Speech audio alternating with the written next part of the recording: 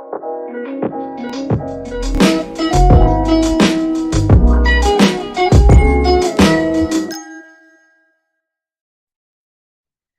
welcome back to Freedom to Learn podcast. My name is Guru Yeleswarapu. I'm the founder and CEO of Siliconvalley4u. And we have today a very, very special guest, Lakshmi Pratury. She's the founder and CEO of Ink Talks. I went through Ink Talks for multiple times. If you just go to their website, you understand what I'm talking about. They put together high quality program, and she's going to talk more about it. She is a fantastic speaker. I introduced to one of the forums I'm part of, and everybody liked her, and also she's a true leader. So, in my humble opinion, so without any further ado, welcome Lakshmi to our podcast. Nice to be here. All right. So let's get started, right? So, just like many of us, you started your life in India, and then Yes. you ended up in US, and then you took a different path altogether compared to many of the folks I know of. And so just talk about, how your journey started and, what you're up to right now. Yeah. I think from the beginning, first of all, I just want to say hello to all your audience. And it's always wonderful to talk to people who are from different parts of the world, different parts of US, different types of people. So hope this reaches as diverse an audience as possible. So I'm a great example of someone who's had no particular direction. I never started my life saying, I want to be the CEO of a unicorn, or I want to do this, or whatever. I had no such ambitions. I just went to whatever came my way and made the most of it and did it as long as I loved it, and then left it when it was time to move on. So if you're looking to provide a great direction to somebody of how someone takes something on when they're 10 years old and pursue it and get an Oscar for it, this is not the story. This is the story of, I believe, most of us. It's not that we know exactly what we want to do, but let go where the life takes you. And Robert Frost wrote Not Taken has always been my favorite poem. And I've always been defined by what I didn't want to do and not necessarily what I wanted to do. So even in my studies, I studied, like most of us, something mathematics or medicine. I didn't want to do medicine. And I got into engineering, but I got into chemical engineering. So I didn't want to do chemical engineering.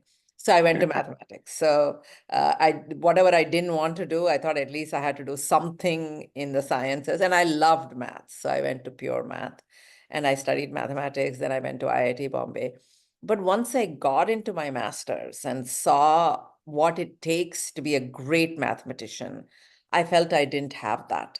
Being a great mathematician is to be very comfortable with abstract thinking. And it's not just about solving problems, it's about thinking at it like a philosophy.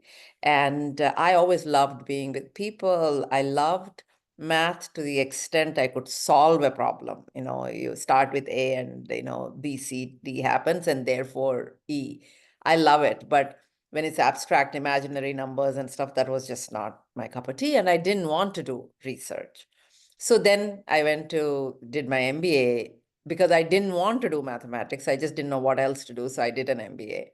And when I finished the MBA, I didn't want to stay in India. So I chose to go to US and I pursued my second MBA there. And again, it was guided by whoever gave me the scholarship. I ended up in Portland State University because of many different circumstances.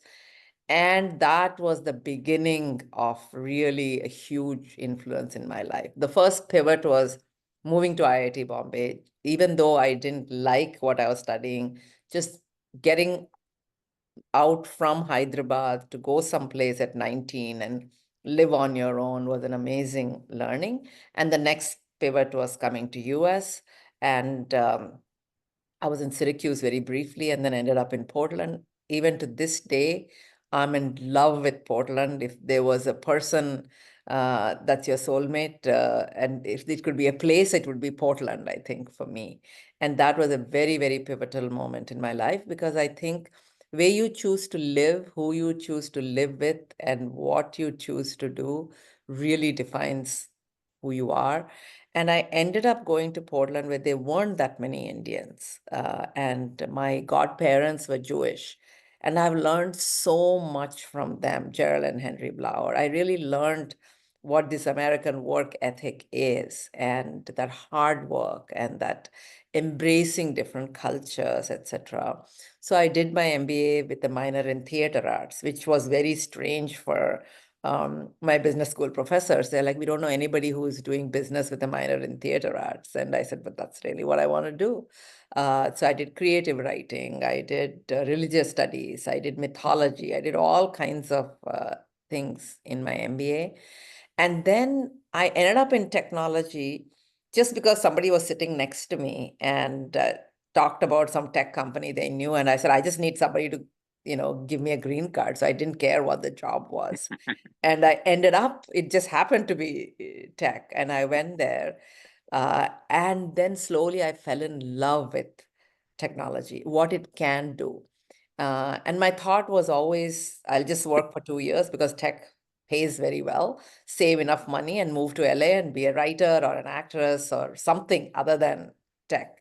But I really fell in love with technology. I ended up at Intel at the very early stages of Intel, when Intel Inside brand was just being launched. Laptop form factor was just coming at that time. So as a young person in this field, I got to work with the best brains on really reshaping history. Like Intel Inside campaign was once in a lifetime opportunity to do an ingredient brand. And that was a great experience to learn as an observer, as a small piece of the puzzle, And then that 12 years at Intel, I got to work very closely with people like Gordon Moore, Andy Grove, Ron Whittier, who was my boss, and many, many people. And I learned by observing what great leadership is. I mean, I consider Andy Grove as my corporate father even to this day. And I got to learn. So I think every job, everything I got, I didn't plan for it. It looked interesting. I went after it. I took the job. I didn't know anything about the job. And I learned everything I could and be the best in that. And then when the job was, I like taking things from 0 to 1, when nobody believes in it, when nobody believed in, laptop form factor, really working in it, making it successful. And the minute OEMs sign up and then you have to manufacture and all that stuff, I move on. I mean, that's not my thing. So if I look back now, there was a pattern. I always liked working on new technologies. I worked everything from Intel Inside to laptops, to digital content, to e-commerce, to entertainment content, special effects, all kinds of stuff. Completely different. Each job was totally different from the one before. So when I summarize, I just want to say that I think it's okay not to know where you want to be, and then grab whatever is there in front of you and be the best at it. I mean, learn everything there is and create great relationships and give it all, give it your all. So you become really good. And also you should know when you are irrelevant, when it comes to implementation, when there is a lot of detail that is required. That was just not me. Even though it would Correct. have been great to say I'm the general manager of this group or whatever, that opportunity was there, but it's not me. So you also have to know what's you and what's not you. So Thanks. for Yeah. me, that's how my Yeah. career got defined. Fantastic. So I'll tell you one thing based on what I heard from you. I think you're being very humble. I think you knew what you want. At least if you know that you don't want you don't want something, that's already knowing that you don't want that. So in other words, Yeah, I yeah. can speak for myself. I Mhm. did everything for a paycheck. I mean, there Yeah, is no such. I never ever told my parents I don't like this. There is no such thing. I do it correct. because if they don't pay, I don't do it not because I don't like it, because they're not paying me. So that's the gist of it. So one thing I can relate to what you said is I grew up in a village. I used to ask my dad, why don't you do this? Why don't you do that? And always I used to get the answer, we are not cut out for this. I don't Yeah. think we are good enough. So Hmm. I used to hear over and over that one thing I was very clear that I don't want to be that. Right. And that's all Right. I knew. But I don't know what that entails, meaning I don't know what I want to be. But long story short, coming back to you, knowing that, hey, I want to be in math. And that's itself is you see, a lot of students today, if you go around, and at least I do every day, I don't think they have enough clarity of, hey, I'm good at this subject and I want to Mm. pursue this. At least in US, you see a little bit more than other countries. Even if I Mhm. go and talk to the students in India, they're Mhm. all of similar mindset I had 30 years ago. Correct. So that is that is like a segue to the my next thing, which is next question rather. See, how do you help these kids, right? Like you've been around, you did a lot of things, and how do you help them to set the priorities, like like you said, for instance, the line you used is fantastic. Who you choose to live with, where you want to live with, or where you want to live, that defines who you are.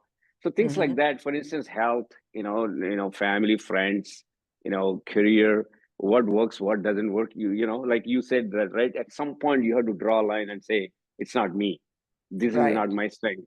So how Mm. do you help them to understand these things? That is where the struggle is, in my opinion. Correct. I think the first thing is, this is what I learned much later in life, and I wish I did it earlier, is that one thing is we must take advantage of what we are dealt with to the fullest.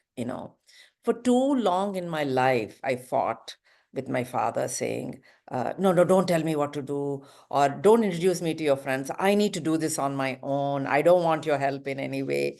This whole thing of I need to do something on my own is one of the biggest fallacies there is. There is nothing called doing something on your own. You really need a village no matter what you want to do.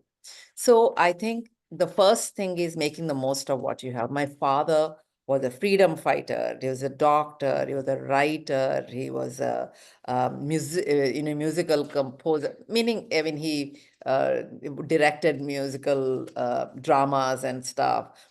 He did so many things, and he was always saying, hey, it doesn't matter what you do. Even I had that at home.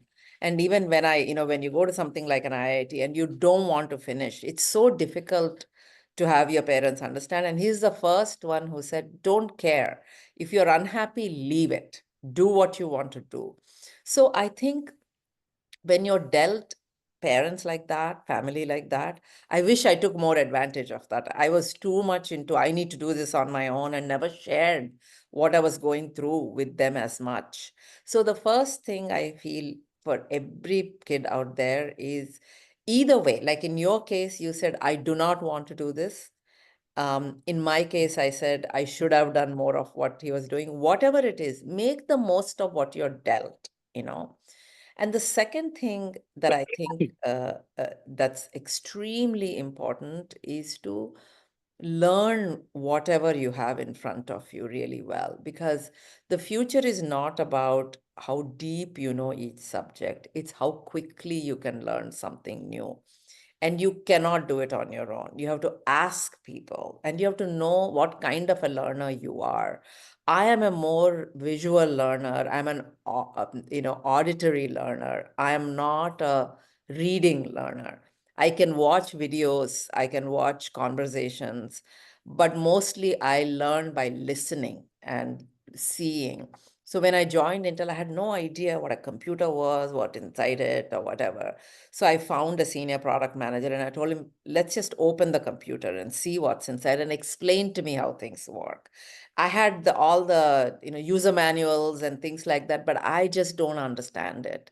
So I still remember him opening the thing and saying, these are the bays, this is the motherboard, this is where the chip is, this is how these things come in. I mean, that helped me so much. So you have to be very clear what kind of a learner you are and don't hesitate to ask. Yeah. And the final thing I just want to say is that the three most powerful words in learning is I don't know. You know, if you can really put your hand up and say, I didn't understand it, I Yeah. don't know, it is so good because we are always taught to behave as though we know everything and how can I ask that? And trust me, 99 out of 100 times, whenever I asked a question, there was a sigh of relief from somewhere else in the room because somebody else also didn't know. They just didn't want to ask. So I think to be a constant learner, to be curious, to have this sense of wonder. Doesn't matter whether you're selling toothpaste or creating a spaceship or everything in between. I think, and this really I learned from my father. I mean, till he died, he was always learning something new. Always bugging us to say, show me how you double click on this computer. How do I do this? How do I type in Word? I mean, it's just amazing, that sense of curiosity. Same thing with my sister. It's just, I think that's the most important thing. Yeah, I mean, I kind of say the same thing. Like, what at least I also try to do every day is learn how to learn. So that's what Correct. you're saying. And then second thing is absolutely no doubt about it. It has to be a team. There Yeah, is no, I mean, and people get carried away, Elon Musk and Steve Jobs and yada yada. And I mean, there are millions of people behind them rather, correct. doing high quality work, which we don't get to see as a young person. It kind Correct. of, it's kind of shielding all those folks with all due respect, right or wrong. And Correct. we tend to get carried away and say, hey, I want to be Elon Musk. Okay. Correct. In order Yeah. to become that, you first have to understand how to deal with people, how to Correct. work with people. How to get them to You're do not, things for you. how to get them to do that, and then Yeah. you have to sometimes listen to them as well. You can't just keep on telling, and who knows, if you're good enough, yes, it might work, but if it doesn't work, you have to Yeah. have the ability to listen to them, whatever it may be, right? We luckily, or whatever the time, right, and amount of time you spend, we kind of see some of these young folks, they don't. That's why when they get out of colleges, or even if they come out of good schools or Hmm. not, sometimes they struggle because a lot of managers, in corporate world, they say, man, I don't want to deal with these kids. The reason is it's not because they are not good people or low IQ people. Majority of the times they don't know how to communicate and they don't know how to Yeah. fit in. And then if manager says something, then they come back with certain answers that managers don't have time to deal with, things of that nature. So the idea of And also, it's uh, both ways, right? A lot of times, managers think they know best, parents think they know best, but actually, maybe the most junior employee you have may have the best idea. And I have learned more from my son from the time he was born than what I taught him. So I think we should be open to learning from everywhere and never go into a situation saying I know everything. Yes, there are sometimes, if it's emergency, if we are in the middle of a production, I don't have time to listen to everybody. I just say I know this is how it works, so just put the mic there. So there are times you have to do that, but right. most of the time, be open to others. Absolutely, I'm with you. Like, I have kids too, so when I talk to my son, I tell them Yeah. I'm not gonna sit here and say I'm the best in the world. The Yeah. reason, this is what I think is the right approach, according to me. I want you Right. to take this as a data and then try to use your judgment, and then take it to the next level. So I Yeah. agree with you 100% that even the managers, they have a tendency to say, okay, I know it, you don't know it. However, as a young person coming in, that is the part you have to deal with. You're not going to be taught in schools how to deal with this. Somebody says, go and do this, don't ask questions. Mm-hmm. Deal with it, right? That's not, you're not being taught for 20 some years. All of a sudden, like you are in because you had index, you had curriculum. So there is a very structured system you just came out of, whereas there is I'll no tell you structure one of here. the things that worries me a lot about when I work with younger people, and you can take it with a grain of salt. One is today, a lot of people want to do many things at the same time. I will do your job, but I will also do this job, but I will also do my own social media, and I will also do this, like 6 different things. And that's fine.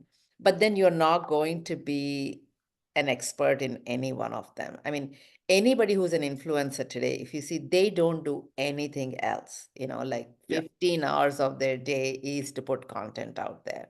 So I think trying to do too many things at the same time, and I'm guilty of that, so let me not come at it as an expert. But still, when I worked at Intel, I didn't have 5 other jobs. That was it. And now I'm building my company. I don't even take board positions anywhere else, because I just said this is all my effort has to go into. yeah, So unless you give yourself a few years in each job, you don't um, get expertise. So the first thing I want to say is, don't try to do too many things that are very, very different at the same time. And secondly, work on minimum 2 years. You will start becoming valuable only after 2 years. Till then, you're completely useless, actually. So if you want to make a difference in whatever job you take, it takes minimum 2 years. So correct. I would say whatever you take on, stay with it for 2 to 3 years. People are in a hurry, but I tell people you're Yeah, in your 20s, you're going to live to be 100. That is a fact today, unless yeah, something happens. right. So even if you are not going to retire at 60, you're going to retire at 80, maybe, if that. So you have 60 years of working life. Even if you tried, 10 different things, completely different things, you can dedicate 6 years to each of that. So whatever you take on, don't try to move on the minute it gets uncomfortable. You have to be there. And the third thing I want to say is kind of a little bit of a opposite of what I just said, which is stay with what you've taken on. But if you feel that is not your competency, don't just give it up. Because one of the things I tried to do for a long time, I was in cost accounting, I was in, finance and stuff, because I said, I have to be good at this. I'm naturally good at marketing and all these things, but I must get good at finance. But I realize I just am not interested. So I have to understand it enough, but just I should hire the best people to do it instead of Yeah, me trying to do everything. So I think you should know what you're good at, but give it everything you have, but also know what you're not good at and hire the best to do it and leave them alone. Don't try to be an expert there. Understand it, but give somebody the freedom to do their job well. yeah. I think you hit right on. So that the crux of everything you said, with the limited time we have, is if a young person understands, he or she is going to have an excellent career compared Yes. to, when I say career, not necessarily job, money, just overall lifestyle. You get up, you're happy about what you're doing, right? And that's itself is a wealth. And then you Sorry, do. one final thing I do want to say to young people is that there will be many times you're lonely, you're Correct. doubtful, you'll fail. So, but if you look at anything in life, look at any stock that has done well, say, in between, there's a lot of ups and downs. But if you normalize it, there is a constant going up. Absolutely. Similarly, I think, your heartbreaks, your fights with your parents, your not getting the grades you want, not getting into the school you want, not getting the job you want, or being miserable in a job that you have, Yeah. or someone else getting the promotion over you, not getting the funding for the thing you want. These are Company. all Yeah. Temporary. expected. Yeah. You have to expect them. If nothing happens to you, then there's something wrong. Something is wrong. So Yeah. what makes you strong is things not going your way. and how long do you take to get up from that fall, and how you make up for it. They say one time you make a mistake, it's a mistake. Second time you make a mistake, you better watch out. But third time you make the same mistake, it's on you, you know. Yeah, So yeah, learning from making a mistake is a must. It'll happen. If it doesn't happen, then you're not trying hard enough. Making a absolutely. mistake is a must, and how long you take to get out of it is the most important thing. And how you get out of it, what did you learn out of it, and what do you do afterwards? So, because I work with a lot of young people, there's so much loneliness out there right now, and so much confusion. And I think the current generation, because they know about everything that's going on, and they think everybody else is happy, everybody else is successful, only I'm having a problem. So I think you need to know everyone, no matter who they have the same amount of problems that you do. It's Absolutely. just they know how to deal with it. No. That's a nice segue to my next question, right? So Mm. we, traditionally there is a, standard protocol, stereotype, whatever you call it, out there. You go to US, this is my mind, right? So you go and you work for a company, launch your startup, yada yada. And then in some case something different, but you took on a different path altogether. I mean, at least from where I stand, the way I look at it is it's unconventional, right? So you took on like something like in talks, just Yeah. different. And I'm like the ones you just mentioned, being lonely. Hmm. I'm assuming that you must have felt that few times, at least in the beginning, when you launched Yes. this whole concept. People, Yeah. there's TED Talks. Why would anyone, watch something else? All these standard questions. Yeah. So, can you just enlighten us Yeah. how you took on that path to begin with, and then how that journey has been for you? I think a lot of the journeys, you don't know how tough they're going to be when you start. And you have to make a choice. Are you going to stay with it, or are you going to give up? And there is no right answer. Both are fine. I mean, if I think about, I spent 15 years of my life building Inc. If I spent those 15 years joining Google, in 2001, or, like doing a part-time job sitting in Silicon Valley, my net worth would have been 10 times better, for sure. So, but I think the key is whatever you take on, every year you have to make a decision. Are you going to renew it, or you don't want to do it anymore? And if you want to renew it, know what you're in for. So when I came to India, the reason I moved back to India after living for so many years in US was I felt we don't know how to tell our stories. India's story is told by everybody else except India. It's the National Geographic, it's the Discovery, it's the BBC, etc., etc., etc. So I felt Indians who are doing amazing work are not telling their stories. And that was my purpose when I brought TED here. And then I decided to stay back in India and launch Inc., which stands for Innovation and Knowledge. Now, 15 years ago, people said, "What are you talking about? Why do I need to tell my story? In what way is that important? Why should I even learn how to do it? I'll just go and talk, so I'm important enough, etc." And everything we would say, like in terms of mindfulness, in terms of discipline, everything was like, oh, it's too touchy-feely stuff. As long as I produce results, shareholder value, nothing else matters. That was the world when we started. But I really believed that soft power is key. How you communicate verbally, by written, and how you stand out there as an equal, not as somebody seeking help. These are the things we have to do. And I felt India had to stand as an equal in the world. So when we started, all the things that seemed ridiculous are the ones that are popular today. Every other person is a storyteller, every other person is a curator. There is 15 Influencer. different talks and all that stuff, which is fantastic. The best success is others imitating you. That's the best Yeah, success.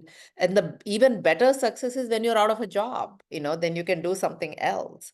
So when we started, people didn't even know how to give a 10-minute talk. And today, over 50 to 60,000 talks are uploaded, be it TEDx or TED or Inc. or some other talk, etc.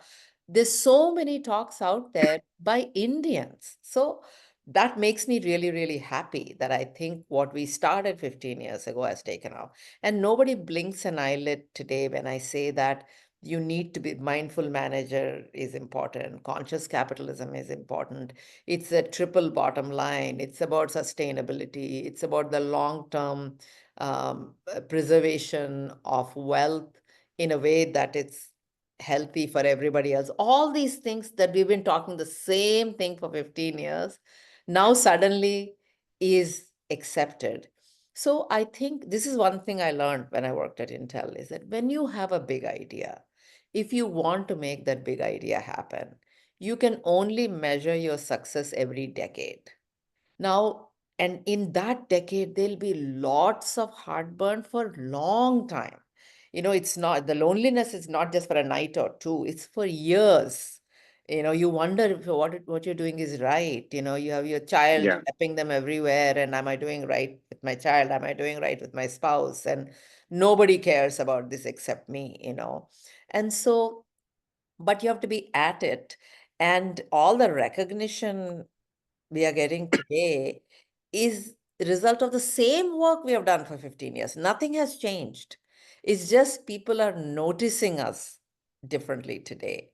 And, Yeah. we had a James Cameron come and talk to everybody 15 years ago. It's not like it's something new that we are doing, but now the world understands why it's important to share these kinds of things on a digital platform, why many people should see it and be inspired.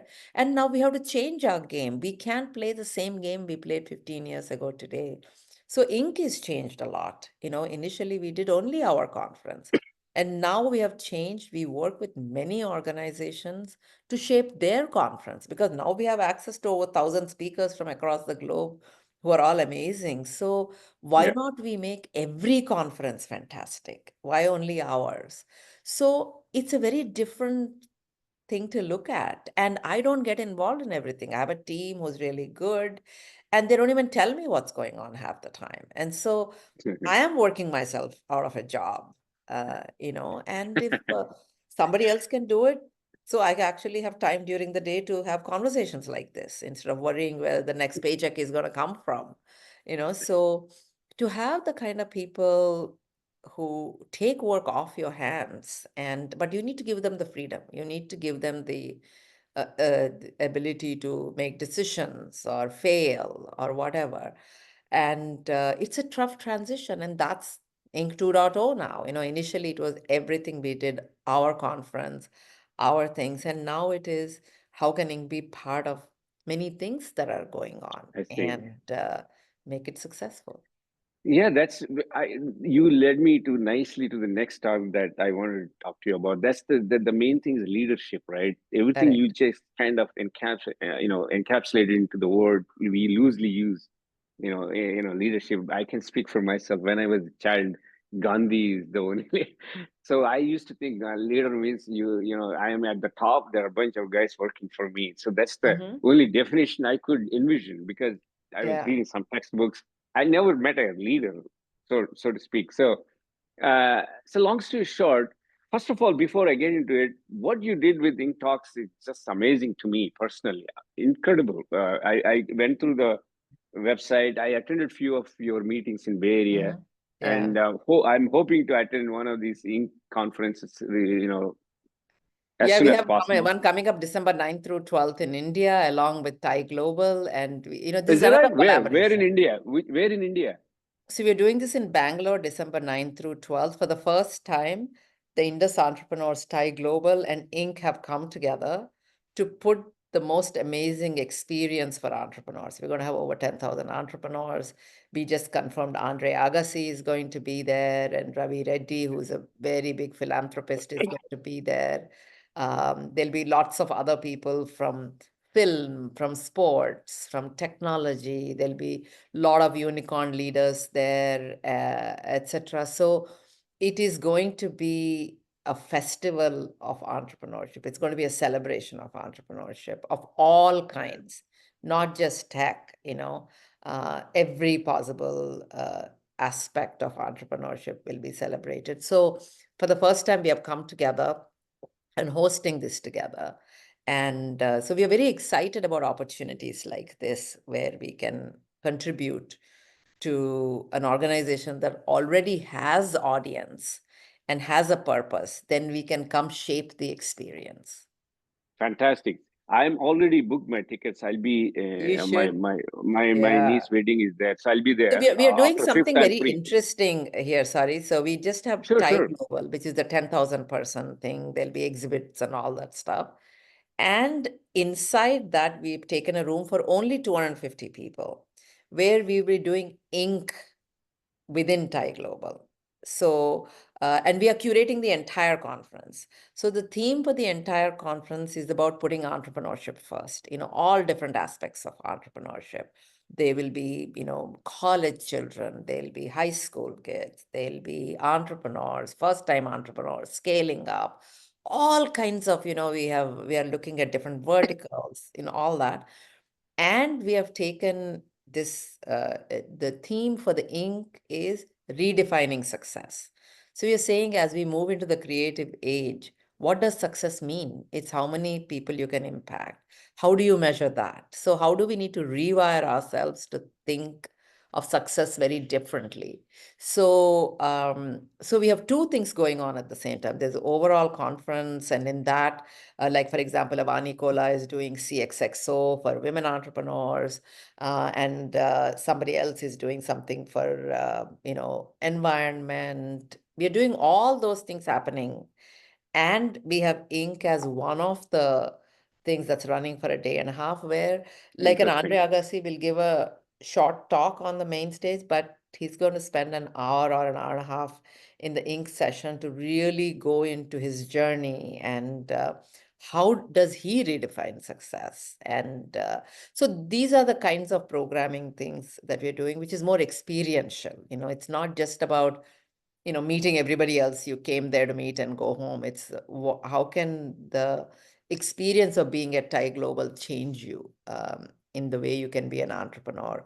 How can being at Inc. within Thai Global change you as a leader on how you redefine success? So that's what we are doing. And that's what is exciting for me, is to partner Fantastic. and we are partnered with Virtualness, Kritika Reddy's company, and they can bring amazing experiences on the digital front, how to engage with your audience, how to engage with your fellows, etc. So it's great to have all these people come together.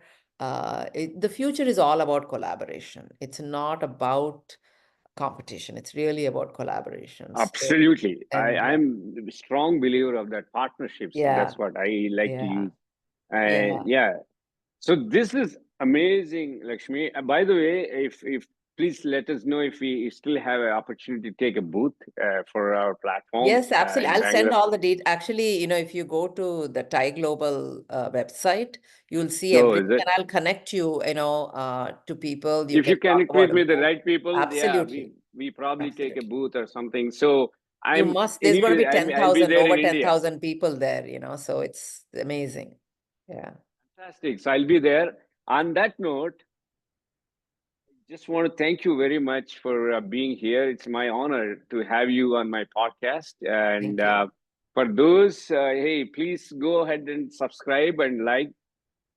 Press on the like button. You get a lot of this content to you. So, Yeah, go to and inktalks.com, and go ahead. you can Yeah, check lakshmipratury.com also. All my personal stories are there. So those are yeah. all the places you can go. We yeah. Thank you very much, Okay. Thank Lakshmi. you. Bye.